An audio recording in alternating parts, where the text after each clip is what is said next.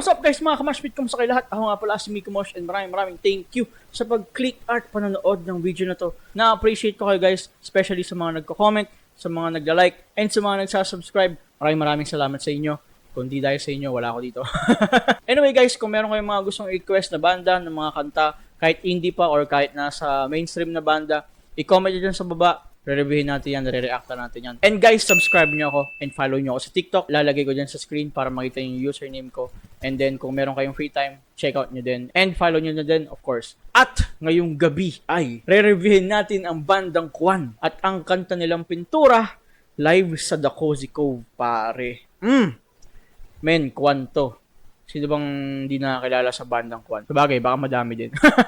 Pero anyway guys, ang pagkakilala ko sa bandang Kwan, isa sila sa mga nagtaguyod ng OPM scene no, sa Pilipinas noong early 2000. I think 2002 or 2003. Tapos isa silang, I think parang super group na sila or super band na sila kasi si Sir Mark Abaya, yung vocalist nila, galing na siya sa bandang Green Beans ba yun? I don't know. Galing na siya sa ibang banda. Tapos yun, galing din siya sa bandang Sandwich, no? Kasama niya si Sir Raymond Barasigan, no? Galing sa bandang Eraserheads yun. And then, yung isa nilang bass guitar, si Kelly Mangahan, ata yung pangalan niya, no? Galing din siya sa bandang Dicta License. Yan.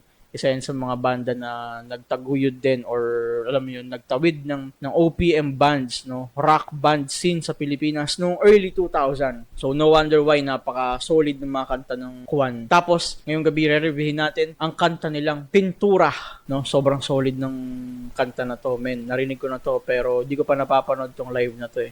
Pero sabi dun sa isang podcast ng Cool Pals ata, nasabi ata ni Sir Mark Abaya na nagalit ata yung mga audience dito kasi binugahan niya ng tubig yung mga tao. Pero men, kung fan kayo ng Kwan, blessing yung buga ng tubig ni Mark Abaya sa inyo sa mga live niya, no. Nagti-Triple H yan, men. Sobrang solid yan. Na-experience ko na yan sa live. Sa Rockfest ata, inabot ako ng buga ng tubig. Anyway guys, di ko na masyadong patatagalin. Re-reviewin and re-reactan ko na ang bandang Kwan at ang kanta nilang Pintura. Play ko na guys. Sana mag-enjoy kayo.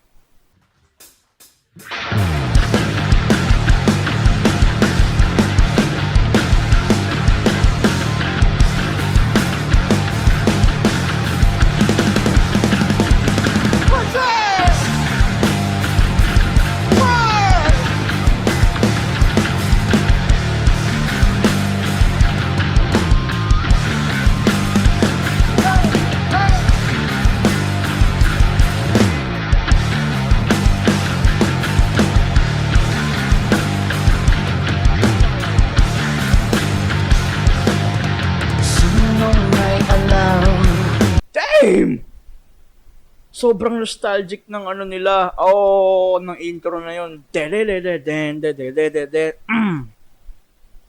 Woo!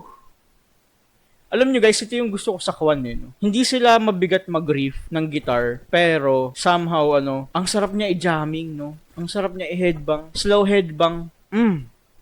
Tsaka si Mark Abaya, men. No, he's a total performer. Mapa big stage man o small room gigs, men. First time ko napanood si Sir Mark Abaya sa Rockfest ata. I think, 2017 or 16. Hindi ko na masyado matandaan. Pero, napanood ko siya doon ng live. Sobrang solid ni Sir Mark Abaya.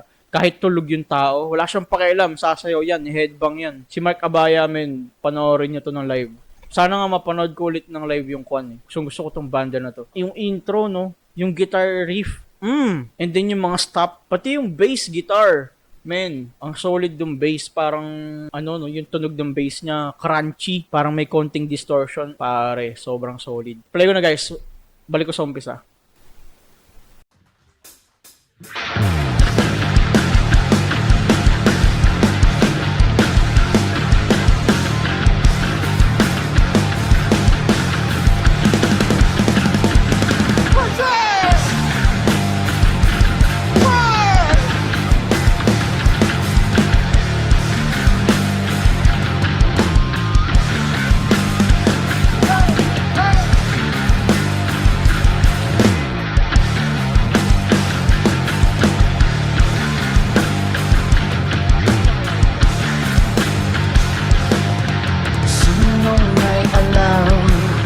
saan ang daan patungo sa kanyang isipan. Sa isang halik niya lang tayo ay pupunta sa mundo na kanyang pininturahan. Sino ka ba? Ano ang iyong lihim? Woo!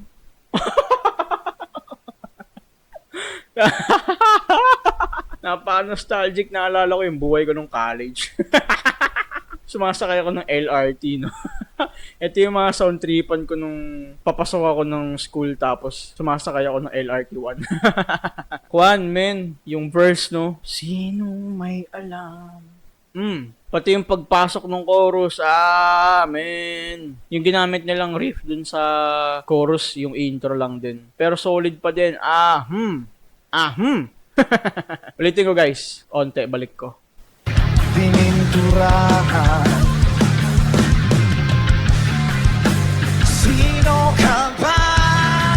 Ano ang iyong lihim? Papaano kita mapapaibig, mapapasakyan?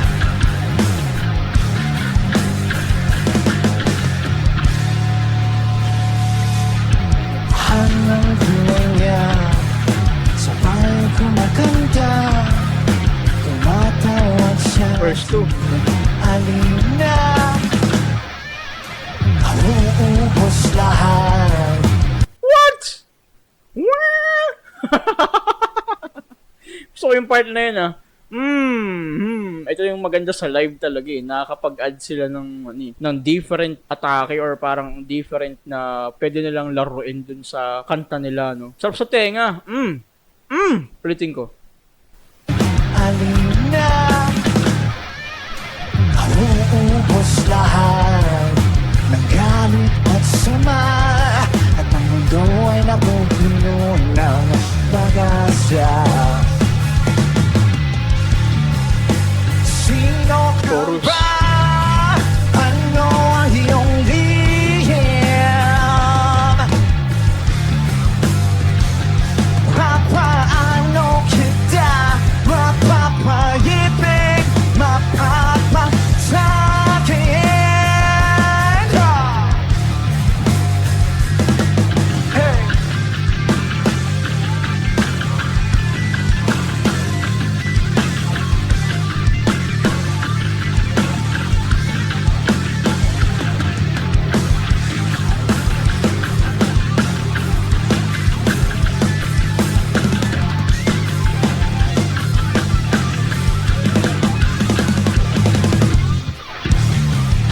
Sino ka ba? Oh my God! Ang solid ng solo talaga. Gustong gusto ko yung guitar niya. Medyo mahina. Pero, man, yung tone, yung distortion, yung whammy pedal, God, fuck. Whew, sobrang solid yung solo na yun. Ulitin ko guys, Hey!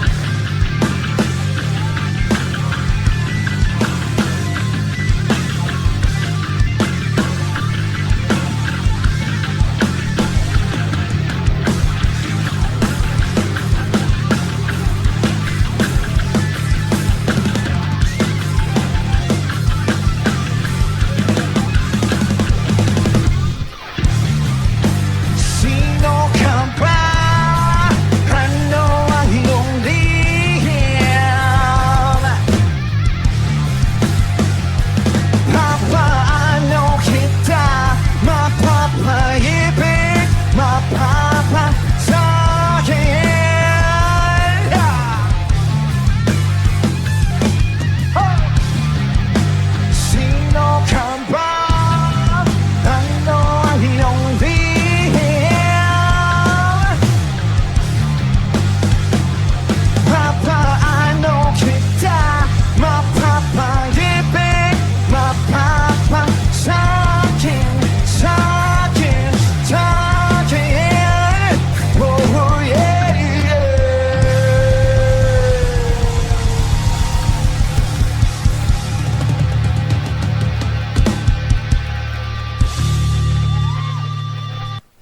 Yeah! Damn! Bandang Kwan, live sa Cozy Cove. Kanta nilang Pintura.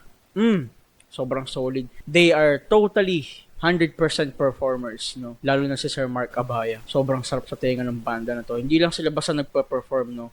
Pinifeel nila yung music. Kumbaga parang, wala akong pakialam sa inyo kung mag-headbang kayo, kahit nakaupo kayo dyan, kahit wala kayo, kahit nagsa-cellphone kayo dyan, bahala kayo sa buhay nyo, sasayaw kami, tutugtog kami, rakrakan to.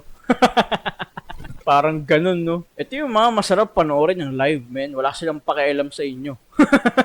Tutugtog kami, basag kayo dyan, basag kami. Sarap sa tenga ng Kwan, no? Very classic na Kwan. Tsaka ang nakakatuwa kay Sir Mark Abaya hindi siya nagbabago, no? Patuloy niyang pinagpapatuloy yung ginagawa niya, no? Musikero siya, performer siya. Di lang siya basta songwriter, di lang siya basta producer. Producer ba siya? Di ko alam. Pero yun, sarap sa tenga ng bandang Kwan. You know, parang, what else you can ask for, no? Kwan to, men. Kapag pinanood nyo sila ng live, yung experience, enjoy nyo, men. Headbangin nyo. So yun guys, hindi ko na masyadong patatagalin. Muli, ako nga pala si Miko Mosh. Maraming salamat sa pag-click at panonood ng video ko na to. Guys, kung meron kayong mga request na kanta, comment nyo dyan sa baba. Bre-review natin yan. Popost natin sa YouTube and din sa TikTok. And guys, mga kamashbeat, subscribe nyo ako at follow nyo ako sa TikTok. Kita tayo sa next episode. Bye-bye. Rock and roll!